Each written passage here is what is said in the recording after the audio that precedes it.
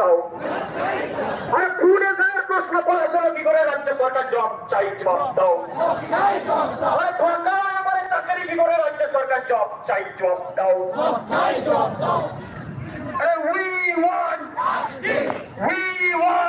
তো তোমরা বলছিলে যে ফুড এসআই নিয়ে আন্দোলনে কি হবে, তো শুনে নাও স্লোগান শুনলে। আরে ফুড এসআইয়ের প্রশ্ন ফাঁস হলো কি করে, রাজ্য সরকার জবাব চাই, জবাব চাই, এবং তারপরে উই ওয়ান্ট জাস্টিস। আর কিন্তু এটা মানতে হবে, জাস্টিস আরজিকরের জাস্টিস পাওয়ার দরকার আছে। এবং ফুড এসআই নিয়ে কথা বলি, দেখো আমি যে ফুড এসআইয়ের যে জাস্টিস আসবে আসুক, কিন্তু আমার কথায় কেসটা তাড়াতাড়ি মিটুক। এবং পরবর্তীতে দেখো যেমন আন্দোলন করছো তোমরা, সেমনই আন্দোলন করো।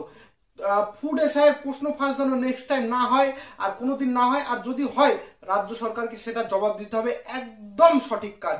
কিন্তু পরীক্ষা আটকানো যাবে না, কোনো পরীক্ষা আটকানো যাবে না। আমাদেরকে নতুন নতুন ভ্যাকেন্সি, সরকারকে মানে চাপ দিয়ে প্রেশার ক্রিয়েট করে নতুন নতুন ভ্যাকেন্সি আনতে হবে। কিন্তু কোনো রকম চাকরি কিন্তু আটকানো যাবে না, কোনো রকম রিকোয়ারমেন্ট আটকানো যাবে না। পরপর রিকোয়ারমেন্ট হবে, বছরে বছরে যেরকম ছেলেপেলে পাস আউট করে আসছে, সেমন কিন্তু আমাদের নিয়োগের দরকার আছে। তাই তোমাদেরকে বলবো ফুড এসআই নেক্সট টাইম যেন মানে পরীক্ষা ফাঁস না হয়, তার জন্য জোরসোর আন্দোলন করো। হ্যাঁ, আমি আজকে যেতে পারিনি, তার কারণ হচ্ছে যে আমার কারেন্টের বিল আসে 1500 টাকা, আমার কারেন্টের বিল এসছে 3800 টাকা। তাই নিয়ে আমি কারেন্টের অফিসে আজকে একটা কমপ্লেন ফাইল করে আসলাম, তার জন্য আমি যেতে পারিনি। তো যাই হোক, নেক্সট টাইম আমি যাব, কিন্তু তোমাদেরকে বলবো কোনো রকম রিকোয়ারমেন্ট আটকে না থাকে, ফুড এসআইয়ের কেসটা যেন মিটে যায়, এবং নেক্সট টাইম যেন ফুড এসআইয়ের পরীক্ষা ফাঁস না হয়, প্রশ্ন ফাঁস না হয়, তার জন্য কিন্তু আমাদের আওয়াজ তুলতে হবে।